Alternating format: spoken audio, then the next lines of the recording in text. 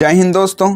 यदि आप railway group D की तैयारी कर रहे हैं या फिर किसी अन्य प्रतियोगी परीक्षा की तैयारी कर रहे हैं तो ये वीडियो सिर्फ आपके लिए है, क्योंकि मैं बहुत ही इंपॉर्टेंट क्वेश्चन लाया हूं। तो चलिए शुरू करते हैं।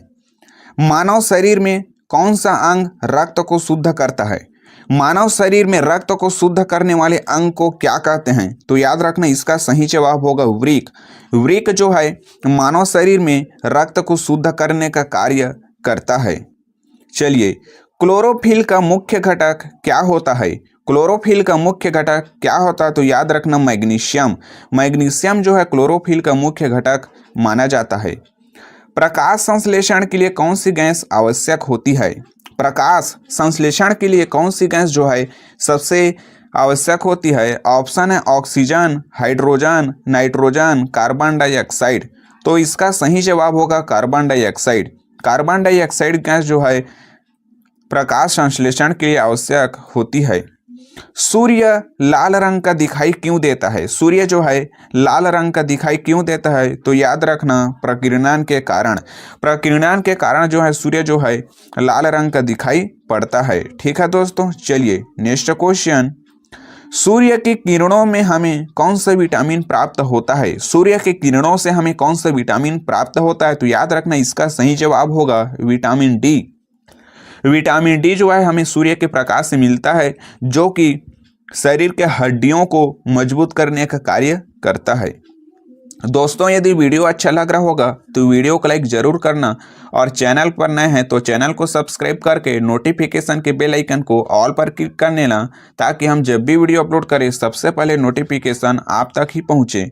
चलिए, सबसे भारी प्राकृतिक गैस कौन सा है? सबसे भारी प्राकृतिक गैस किसको माना जाता है? तो याद रखना, इसका सही जवाब होगा यूरेनियम।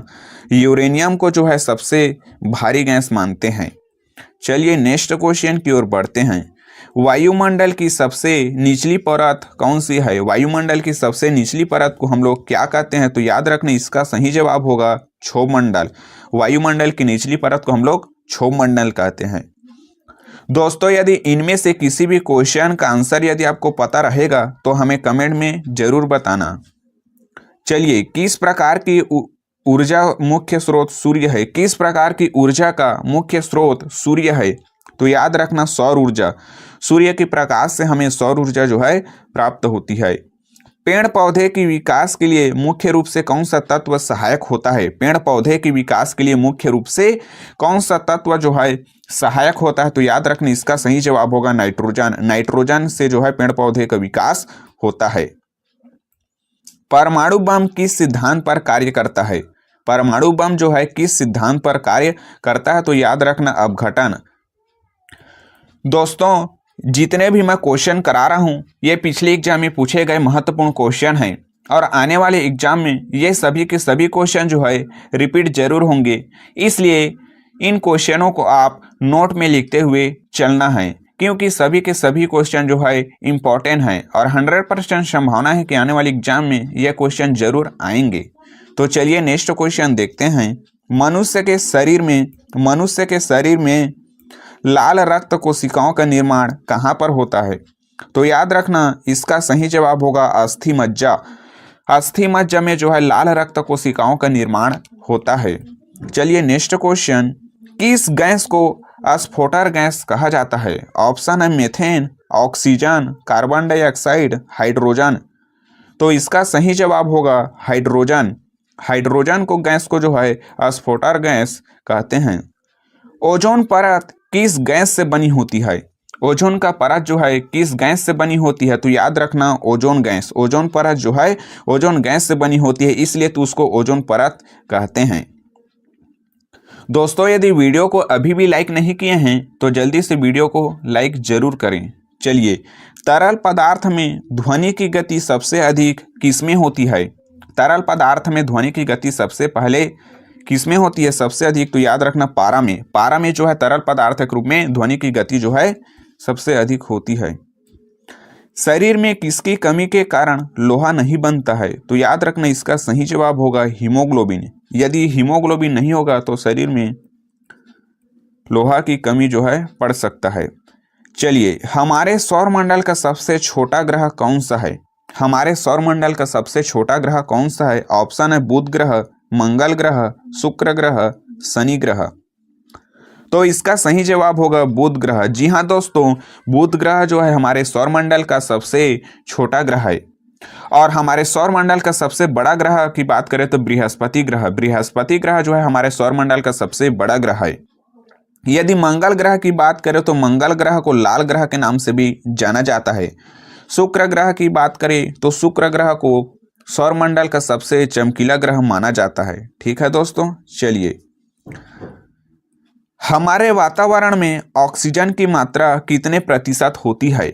हमारे वातावरण में ऑक्सीजन की मात्रा कितने प्रतिशत होती है? ये मोस्ट आईएमपी क्वेश्चन है, यानी कि महत्वपूर्ण क्वेश्चन है, जो कि पिछले एग्जाम में कई बार ये क्वेश्चन रिपीट हो गए हैं। तो याद रखना, इसका सही जवाब होगा 21%। जी हाँ दोस्तों, हमारे वातावरण में ऑक्सीजन की मात्रा जो है 21% पाई जाती है। तो इसको याद रखना दोस्तों, ये क्वेश्चन इंपॉर्टेंट है, पिछले एग्जाम में पूछा गया था और 100% संभावना है कि आने वाले एग्जाम में भी ये क्वेश्चन रिपीट होंगे ही होंगे। तो चलिए नेक्स्ट क्वेश्चन, कौन सा अंग शरीर में विषाक्त पदार्थों को निकालता है?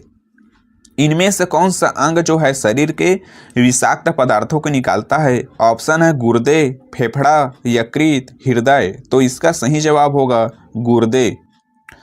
चलिए नेक्स्ट क्वेश्चन, पौधों में जल का परिवहन किसके द्वारा होता है? पौधों में जल का जो परिवहन होता है वह किसके द्वारा होता है? जड़, तना, पर्ण, जाइलम।